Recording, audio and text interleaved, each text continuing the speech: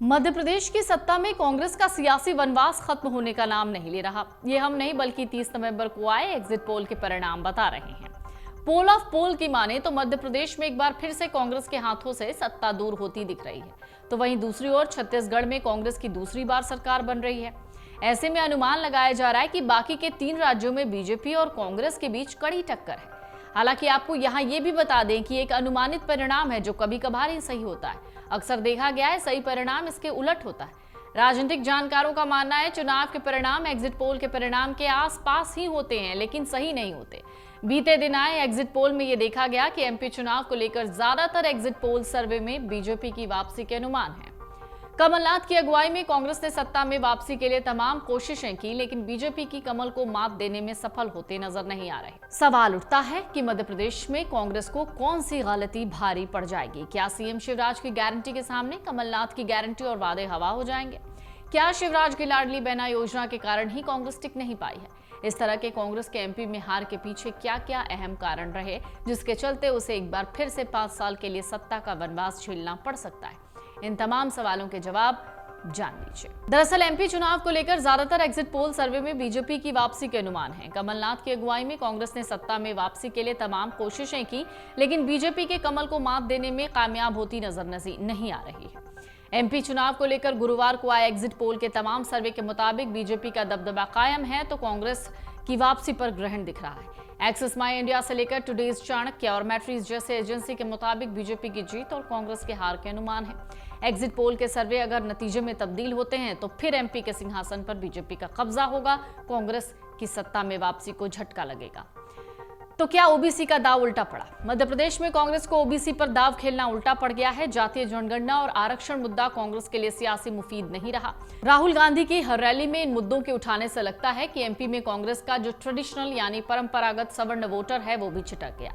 Exit poll के सभी सर्वे में सवर्ण समुदाय का ज्यादा वोट बीजेपी के पक्ष में जाता दिख रहा है। जिस सर्वे में कांग्रेस की सरकार बनने का अनुमान है उसमें भी दिखा कि सामान्य वर्ग की जातियों का वोट बीजेपी को मिलने का अनुमान है।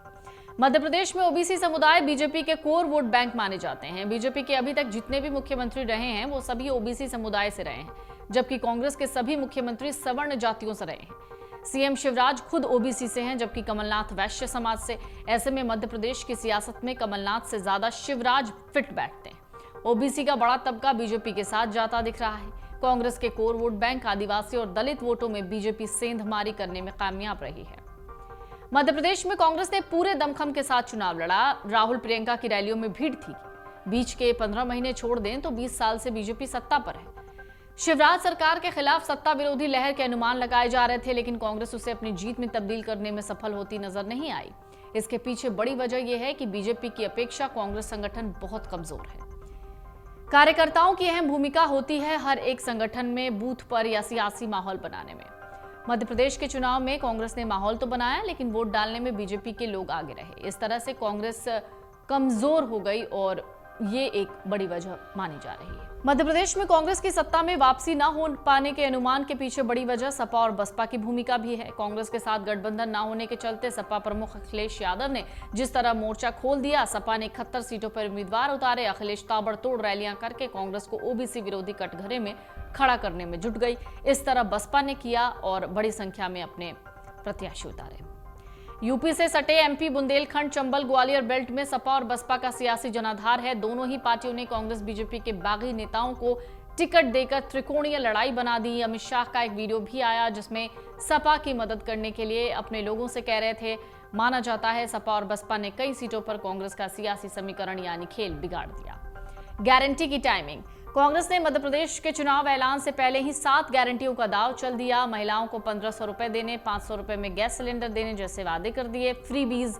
कांग्रेस के इन गारंटियों से सियासी माहौल बनता। उससे पहले ही मुख्यमंत्री शिवराज सिंह चौहान ने लाडली बहना योजना शुरू कर दी। सूबे के 1 करोड़ 31 लाख महिलाओं के खाते में 1250 रुपए की 2 किश्तें भी जारी कर दी।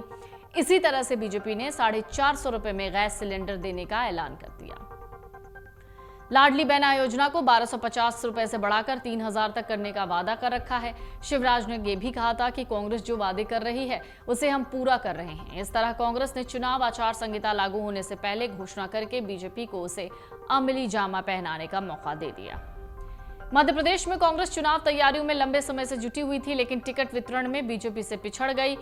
कांग्रेस ने देर से उम्मीदवार उतारना और जब लिस्ट जारी किया तो पार्टी के कई नेता बागी हो गए। टिकट को लेकर नाराजगी इस कदर बढ़ी कि कांग्रेस को 4 सीटों पर अपने उम्मीदवार बदलने पड़ गए थे।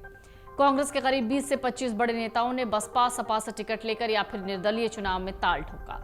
कांग्रेस अपने बागी नेताओं को साधने में सफल नहीं रही, माना जा रहा है, जिसके चलते ही बीजेपी को सियासी फायदा मिला और कांग्रेस को नुकसान उठाना पड़ गया। अगर आप ये वीडियो YouTube पर देख रहे हैं तो हमारे चैनल को सब्सक्राइब करें और बेल आइकन को दबाना ना भूलें। अगर आप Facebook पर ये वीडियो देख रहे हैं तो हमारे पेज को लाइक करें।